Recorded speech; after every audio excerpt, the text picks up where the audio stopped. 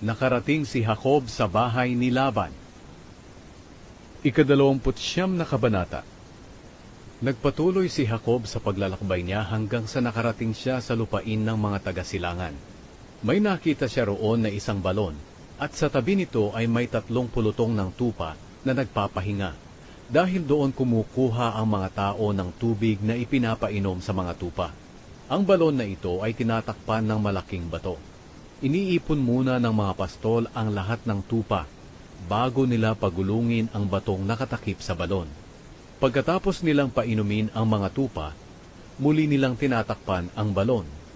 Ngayon nagtanong si Jacob sa mga pastol ng tupa, "Mga kaibigan, taga saan kayo?" Sumagot sila, "Taga Haran." Muling nagtanong si Jacob, "Kilala ba ninyo si Laban na apo ni Nahor?" Sumagot sila, "Oo, kilala namin." Nagpatuloy sa pagtatanong si Jacob, "Kumusta na ba siya?" Sumagot sila, "Mabuti naman. Tingnan mo, paparating ang anak niyang si Raquel dito, kasama ang kanilang mga tupa." Sinabi ni Jacob sa kanila, "Napakaaga pa at hindi pa oras para ipunin ang mga tupa. Mabuti sigurong painumin ninyo sila at muling ipastol." Sumagot sila, "Hindi namin iyan magagawa kung hindi muna maiipon ang lahat ng tupa. Kung nandito na ang lahat, doon pa lamang namin pagugulungin ang takip na bato para sila'y painumin." Nagsasalita pa si Jacob sa kanila nang dumating si Raquel na dala ang mga tupa ng kanyang ama, dahil siya ang nagbabantay sa mga ito. Pagkakita ni Jacob kay Raquel na anak ng tiyuhin niyang si Laban na kasama ang mga tupa, pumunta siya sa balon at pinagulong ang bato at pinainom ang mga tupa ng tiyuhin niyang si Laban. Pagkatapos, hinagkan niya si Raquel at napaiyak siya sa tuwa. Sinabi niya kay Raquel, "Anak ako ni Rebeka, kaya pamangkin ako ng iyong ama." Patakbong umuwi si Raquel at sinabi sa kanyang ama. Nang marinig ni Laban na nariyan si Jacob na pamangkin niya kay Rebeka, agad niya itong sinalubong. Hinagkan niya si Jacob at dinala sa bahay niya. At doon sinabi ni Jacob kay Laban ang lahat ng nangyari. Sinabi ni Laban sa kanya, "Tunay na magkadugo tayo." Naglingkod si Jacob kay Laban dahil kina Raquel at Leah.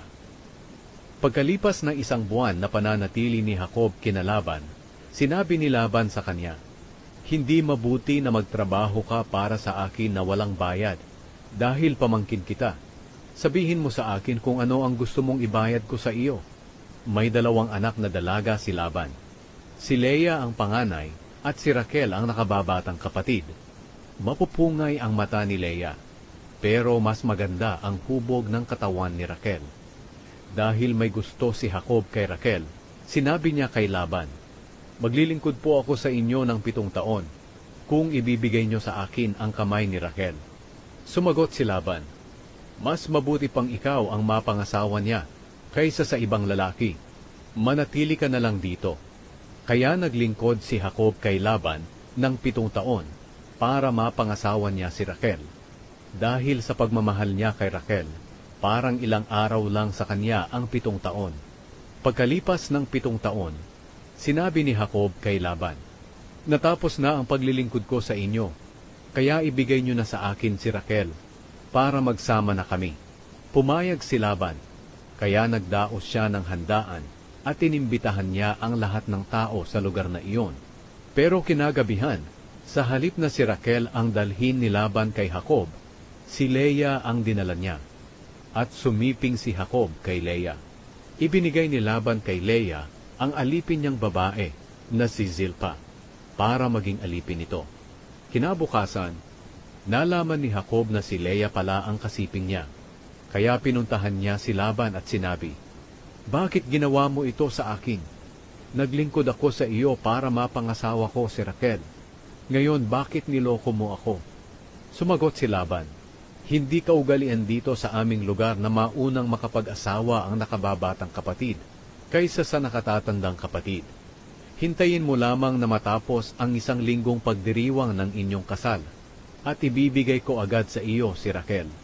Iyan ay kung muli kang maglilingkod ng 7 taon pa." Pumayag si Jacob sa sinabi ni Laban. Pagkatapos ng 1 linggo na pagdiriwang ng kasal nila ni Leah, ibinigay ni Laban kay Jacob si Raquel. Ibinigay ni Laban kay Raquel ang alipin niyang babae na si Bilha para maging alipin nito. Kaya sumiping din si Jacob kay Raquel. Mas mahal niya si Raquel kaysa kay Leah.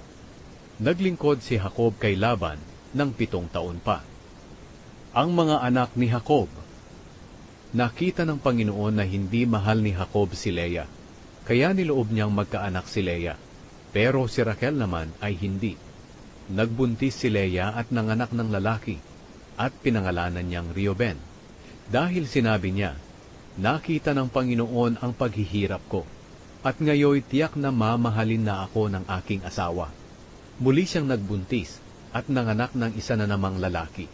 Sinabi niya, muli akong binigyan ng Panginoon ng isang anak na lalaki, dahil narinig niya na hindi ako minamahal ng aking asawa. Kaya pinangalanan niya ang sanggol na Simeon. Muling nagbuntis si Leah at nanganak ng isa pang lalaki. Sinabi niya, ngayon, magiging malapit na sa akin ang aking asawa, dahil 3 na ang anak naming lalaki. Kaya pinangalanan niya ang sanggol na Levi. Muling nagbuntis si Leah at nanganak ng isa na namang lalaki. Sinabi niya, ngayon pupurihin ko ang Panginoon. Kaya pinangalanan niya ang sanggol na Huda. Mula noon, hindi na siya nagkaanak.